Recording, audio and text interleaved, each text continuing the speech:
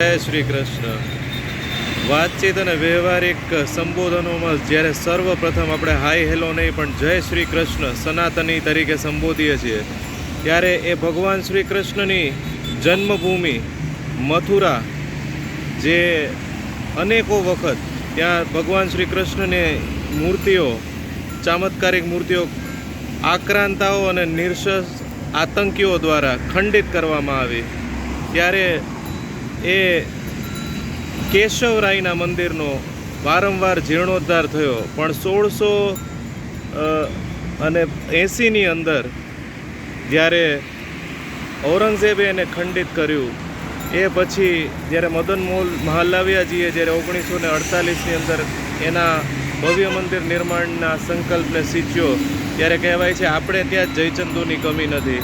એ મથુરા જન્મભૂમિ, એ જે શ્રી કૃષ્ણ ભગવાનની જન્મભૂમિ છે, આજે એને ન્યાયાલયની અંદર દરવાજા ખટકાવવા પડે છે શ્રી કૃષ્ણના ભવ્ય મંદિર બનાવવા માટે. તો સનાતનીઓ તરીકે આપણે સૌએ એકાત્મ બળ કેળવી અને જય શ્રી કૃષ્ણ બોલતા પહેલાં એ વિચાર કરવો પડશે કે આપણા ભગવાન શ્રી કૃષ્ણ, જેમણે અધર્મનો નાશ કરવા, ધર્મની સ્થાપના કરવા માટે મથુરામાં જન્મ લીધો, ગૌપાલક અને ગૌ રક્ષાના સંસ્કારો આપ્યા, એ ભગવાન શ્રી કૃષ્ણની મથુરામાં આવેલી શ્રી કૃષ્ણ જન્મભૂમિ કેશવરાય મંદિરની ભવ્ય પ્રાણ પ્રતિષ્ઠા કરીએ.